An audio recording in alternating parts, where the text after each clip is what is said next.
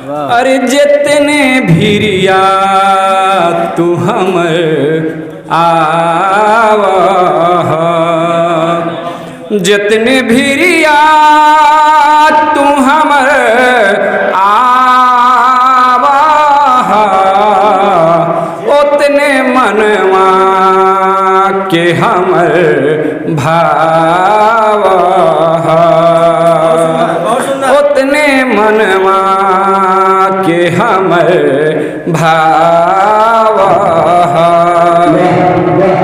रूप ऐसन की सुंदरता भी लजा जा है, रूप ऐसन की सुंदरता भी लजा जा है। हटा द मुखड़ा से घूंघट काहे छछनावा, हटा द मुखड़ा से घूंघट काहे छछनावा। जितने भिरिया तू हमर आवा,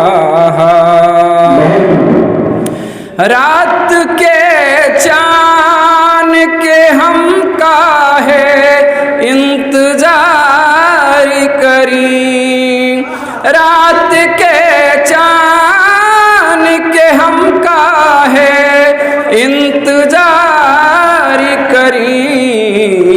भोर से रात तक तू ही दिल जुड़ावा, भोर से रात तक तू ही दिल जुड़ावा।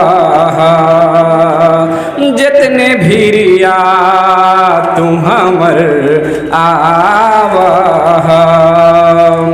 कहा है लोग की खुशबू गुलाब के नीमन, कहा है लोग की खुशबू गुलाब के नीमन। सास सरगम तोहर हमर मन समावा,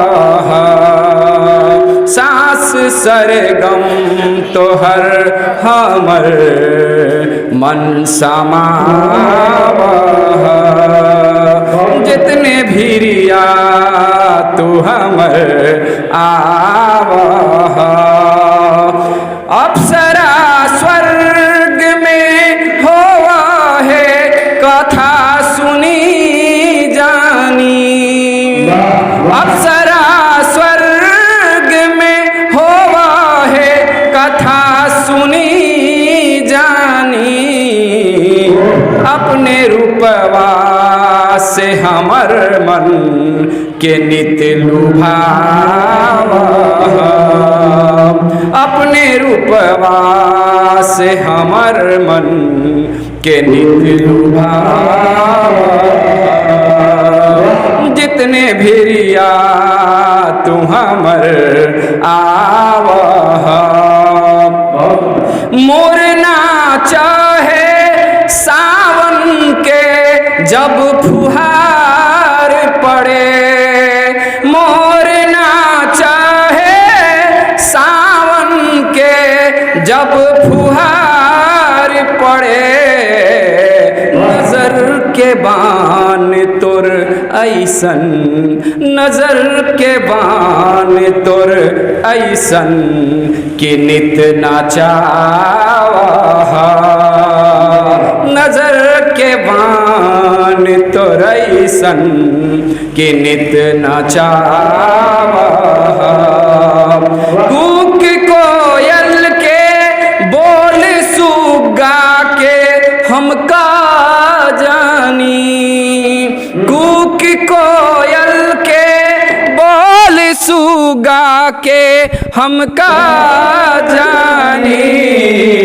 मीठ तोर बोल है नीमन कि मन रिझावा, मीठ तोर बोल है मन के मन रिझावा जितने भीरिया तू हमर आवा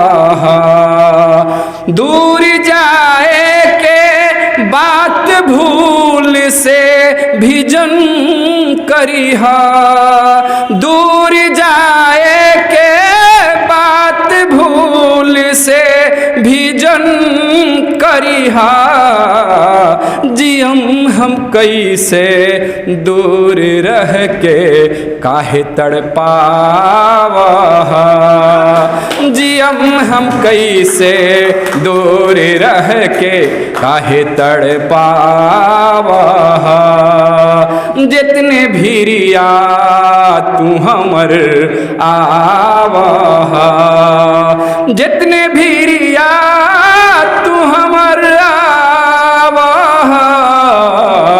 उतने मनवा के हमर भावा